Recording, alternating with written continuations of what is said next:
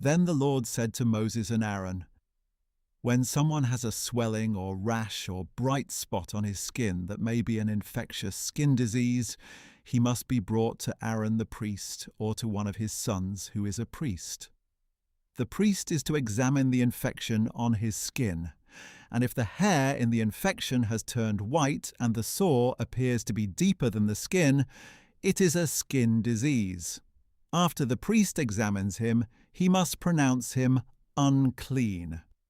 If, however, the spot on his skin is white and does not appear to be deeper than the skin, and the hair in it has not turned white, the priest shall isolate the infected person for 7 days.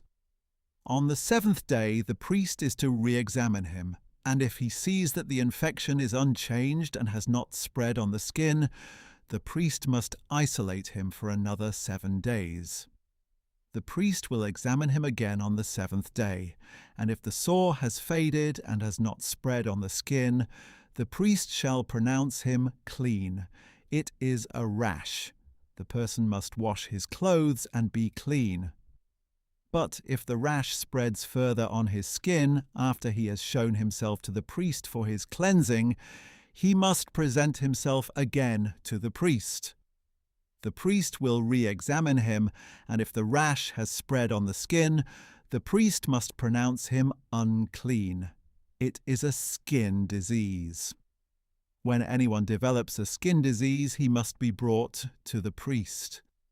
The priest will examine him, and if there is a white swelling on the skin that has turned the hair white, and there is raw flesh in the swelling, it is a chronic skin disease, and the priest must pronounce him unclean. He need not isolate him, for he is unclean.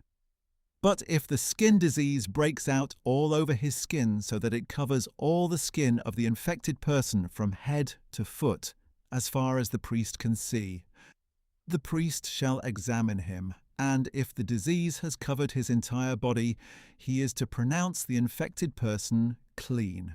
Since it has all turned white, he is clean.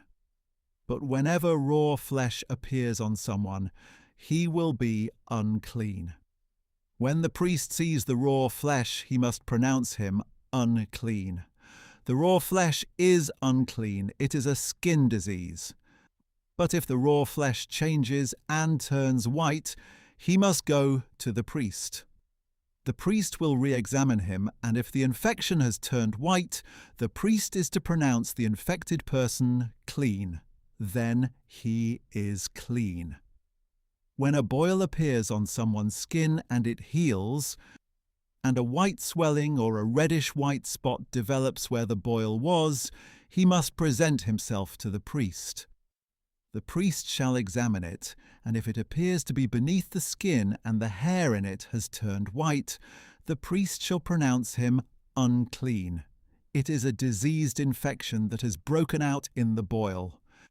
But when the priest examines it, if there is no white hair in it, and it is not beneath the skin and has faded, the priest shall isolate him for 7 days. If it spreads any further on the skin, the priest must pronounce him unclean. It is an infection. But if the spot remains unchanged and doesn't spread, it is only the scar from the boil, and the priest shall pronounce him clean.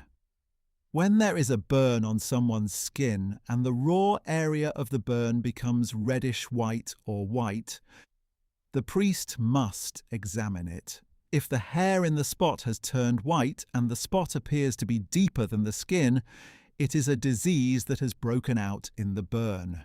The priest must pronounce him unclean. It is a diseased infection. But if the priest examines it and there is no white hair in the spot, and it is not beneath the skin but has faded, the priest shall isolate him for 7 days. On the 7th day, the priest is to re-examine him, and if it has spread further on the skin, the priest must pronounce him unclean. It is a diseased infection. But if the spot is unchanged and has not spread on the skin but has faded, It is a swelling from the burn, and the priest is to pronounce him clean, for it is only the scar from the burn. If a man or woman has an infection on the head or chin, the priest shall examine the infection, and if it appears to be deeper than the skin and the hair in it is yellow and thin, the priest must pronounce him unclean. It is a scaly outbreak, an infectious disease of the head or chin. But if the priest examines the scaly infection and it does not appear to be deeper than the skin, and there is no black hair in it, the priest shall isolate the infected person for 7 days. On the 7th day, the priest is to re-examine the infection, and if the scaly outbreak has not spread and there is no yellow hair in it, and it does not appear to be deeper than the skin, then the person must shave himself, except for the scaly area. Then the priest shall isolate him for another 7 days. On the 7th day, the priest shall examine the scaly outbreak, and if it has not spread on the skin and does not appear to be deeper than the skin, the priest is to pronounce him clean. He must wash his clothes, and he will be clean. If, however, the scaly outbreak spreads further on the skin after his cleansing, the priest is to examine him, and if the scaly outbreak has spread on the skin, the priest need not look for yellow hair. The person is unclean. If, however, in his sight the scaly outbreak is unchanged and black hair has grown in it, then it has healed.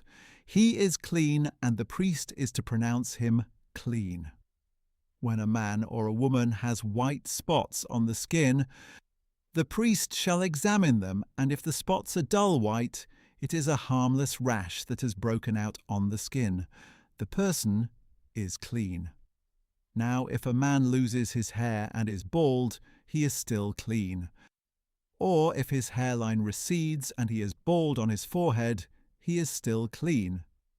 But if there is a reddish-white sore on the bald head or forehead, it is an infectious disease breaking out on it. The priest is to examine him, and if the swelling of the infection on his bald head or forehead is reddish-white like a skin disease, the man is diseased. He is unclean. The priest must pronounce him unclean because of the infection on his head. A diseased person must wear torn clothes and let his hair hang loose, and he must cover his mouth and cry out, "Unclean, unclean." As long as he has the infection, he remains unclean.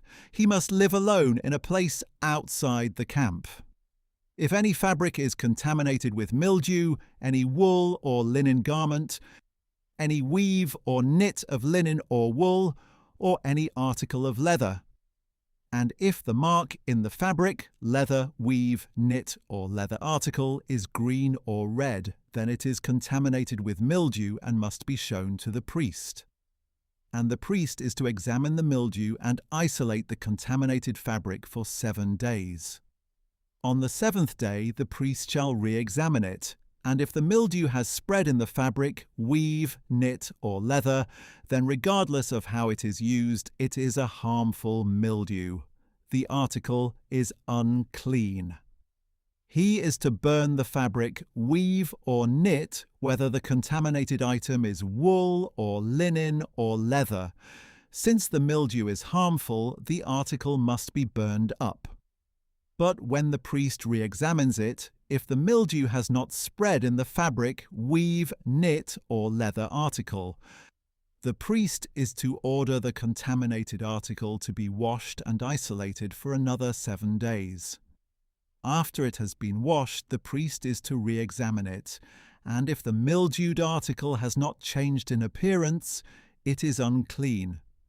Even though the mildew has not spread, you must burn it, whether the rot is on the front or back. If the priest examines it and the mildew has faded after it has been washed, he must cut the contaminated section out of the fabric, leather, weave, or knit. But if it reappears in the fabric, weave or knit, or on any leather article, it is spreading. You must burn the contaminated article. Or if the mildew disappears from the fabric, weave or knit, or any leather article after washing, then it is to be washed again, and it will be clean. This is the law concerning a mildew contamination in wool or linen fabric, weave or knit, or any leather article, for pronouncing it clean or unclean.